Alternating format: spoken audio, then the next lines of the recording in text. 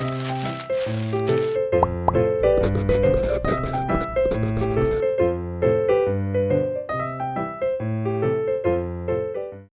coucou, bienvenue, vous savez, sur cette chaîne je vous partage mes coups de cœur, ce que j'aime faire, voilà. Mais il y a une grosse activité dans ma vie qui est la littérature.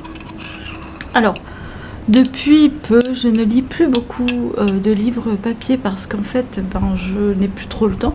Mais j'écoute énormément de livres audio. Et aujourd'hui, je vais vous faire un retour sur un livre que j'ai écouté qui s'appelle Les délices de Tokyo. Je vous mets la jaquette ici si vous voulez le prendre en papeterie, en livre audio et tout. C'est un livre qui existe sous différentes formes.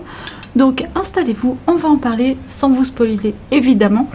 Mais je vais essayer de vous donner envie de le lire et je vais surtout vous dire pourquoi j'ai adoré cet ouvrage. Voilà, moi j'ai mon gazpacho parce que je rentre de bosser, il fait très chaud et un gazpacho bien frais, il n'y a rien de mieux. Donc installez-vous et prenez un thé ou je ne sais pas, une boisson fraîche si vous préférez. Et c'est parti! Ah, ça fait du bien. Alors, Les délices de Tokyo, c'est un livre contemporain qui se passe à Tokyo avec un jeune homme qui tient en fait une échoppe de gourmandise, on va dire, de spécialités tokyoïtes, plus amplement une spécialité japonaise, des spécialités japonaises. Elle est située près d'un petit lycée, je crois, et voilà. Et ce jeune homme va rencontrer une dame qui va bouleverser sa vie. Je ne vous en dis pas plus, ça s'arrête là. Je vous laisse découvrir ce livre qui est juste fantastique. Alors pourquoi j'ai beaucoup aimé ce livre? J'ai beaucoup aimé ce livre parce que déjà, dans le contexte actuel, avoir un livre qui fait du bien, un livre positif, un livre rempli d'amour, de bienveillance, d'une grande philosophie de vie très sereine, de protection, de non-rancœur. C'est un livre qui transmet le savoir. C'est un livre qui nous fait du bien et qui nous apprend beaucoup de bonnes choses. Voilà. Et je trouve que dans le climat actuel qui est très compliqué, avec beaucoup de tensions et tout ça, ce livre apporte une grande sérénité. Voilà, sérénité. Voilà, merci. Ça fait aussi beaucoup de bien d'avoir un livre qui n'est absolument pas cucu, absolument pas moralisateur. Ça fait du bien d'avoir, vous savez, cette ambiance. Et puis on voyage pour nous étrangers au Japon. Hein. Du coup, il est très exotique. On apprend beaucoup sur les traditions japonaises. On apprend sur la ville de Tokyo. Et sur la façon de vivre et on va dire les climats et de la pression sociale que peuvent avoir des personnes japonaises. Voilà, tout simplement. C'est un livre aussi très positif. Ça, je l'ai dit. J'ai dit ou pas? Oui, très positif. Qui nous donne beaucoup de réconfort, beaucoup de foi en l'humanité. Et ça fait du bien. Voilà. C'est un livre aussi qui nous apprend qu'il faut savoir écouter et pas toujours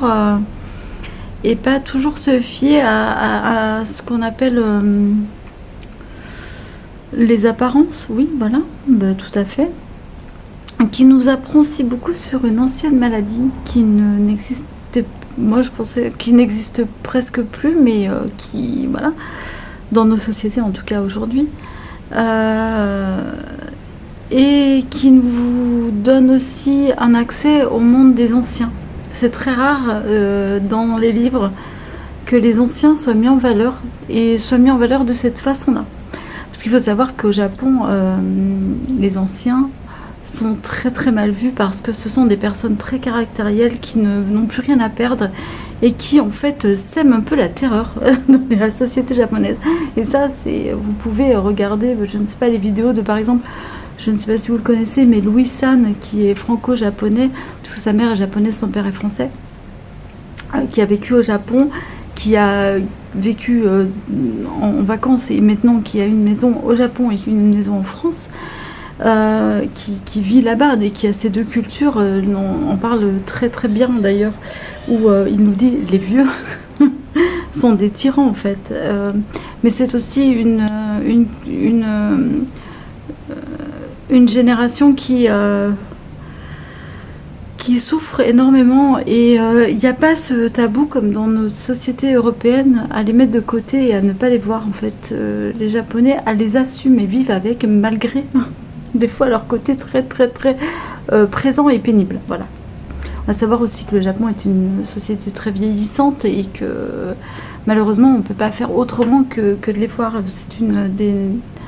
C'est un des pays qui se dit d'ailleurs vendre le plus de couches pour personnes âgées que de couches pour enfants. Voilà. Une couche culotte pour enfants. Donc voilà. Tout ça pour vous dire un peu dans le contexte où est écrite cette histoire. Mais il y a ce transfert de génération et il y a vraiment ce regard très tendre d'une génération sur l'autre et vice-versa. Il y a une tendresse particulière, il y a une saveur particulière. Et puis il y a les saisons. Il y a cette saisonnalité avec, bon, je peux vous le dire, celui-là, oui, je peux vous le dire, avec un cerisier qui fleurit, mais pas que.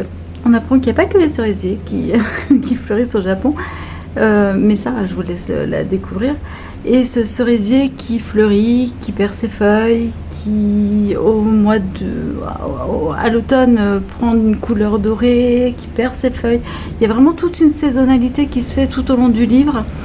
Il y a ce Japon qui vit aussi au rythme des saisons et moi j'ai vraiment adoré. Voilà. Je vous le conseille si vous voulez un petit bonbon, un petit dessert, une petite sucrerie, un petit délice comme le dit le titre, les délices donc de Tokyo. Et vraiment, il est très bien écrit. Alors en audio libre, il est très bien lu. J'aime beaucoup la voix. Il est lu par une femme.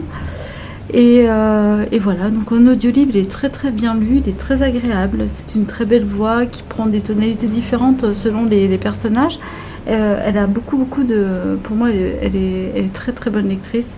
Et surtout, alors à lire, je pense qu'il doit être très très agréable aussi, à tourner les pages et à découvrir au fil des pages. Ça doit être un livre très agréable à lire.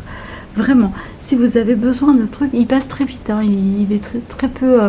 il est passé... Pouf, le temps d'en parler, je pense qu'il doit faire 250 pages à maximum.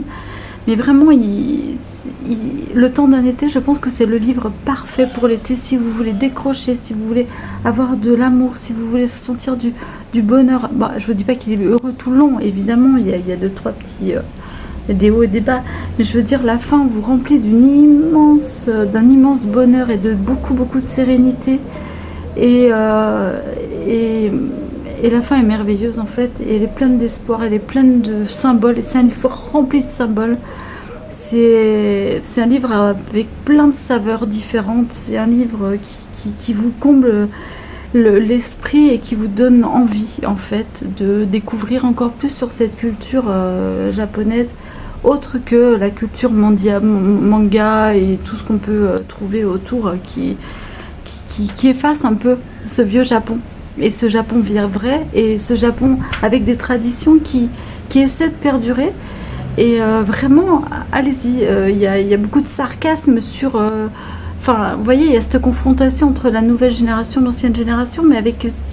Il y a un peu de sarcasme, mais il y a beaucoup de douceur, il y a beaucoup d'écoute, et il y a beaucoup de... C'est mon pied qui vient de faire ce bruit. Je vous dis... Ah, ça fait un bruit bizarre. Attendez, non, je n'arrive pas à le refaire, mais voilà, c'est mes pieds qui glissent, voilà. Je vous disais donc, c'est un Japon très, très doux, très curieux, avec beaucoup de tendresse. Évidemment, je vous l'ai déjà dit, je me répète, je ne peux que vous encourager de le lire. Et il est parfait pour l'été, il est parfait pour ces moments un peu bizarres qu'on a. On a été un peu bizarre, on va pas se mentir. Et je pense qu'il est parfait pour maintenant. Voilà, tout simplement. En tout cas, écoutez, j'espère que je vous ai donné envie de le lire, de le découvrir, de l'ouvrir, de tourner les pages. Dites-moi si ce format vous plaît, en petite vidéo courte comme ça, où je vous parle que d'une chose, mais j'essaye de l'approfondir. J'espère ne pas avoir parlé trop vite. C'est un test. Si vous aimez, dites-le moi et je referai avec grand plaisir. Je consomme beaucoup de livres audio, donc du coup, ça va me permettre aussi de vous les présenter. Je suis plus en format audio d'ailleurs qu'en format lecture papier, parce que comme je vous ai dit, j'ai moins le temps. En audio, j'ai beaucoup plus de temps. Quand je travaille seule, ben, j'écoute beaucoup de livres audio. Donc voilà, si le format vous plaît, dites-le moi. Je vous ferai des retours sur les livres que j'adore et que j'ai adoré. Pourquoi pas, je peux repiocher dans ma vidéo audiothèque. C'est ça qu'on dit? Ouais. Enfin bref, voilà, vous savez tout. Je vous laisse, je vous souhaite une très belle journée, une très belle soirée, une bonne nuit. Je ne sais pas quand vous m'écoutez, mais en tout cas, je vous dis à très bientôt et n'hésitez pas à me dire quel est votre livre préféré ou votre livre du moment dans le commentaire. Ciao!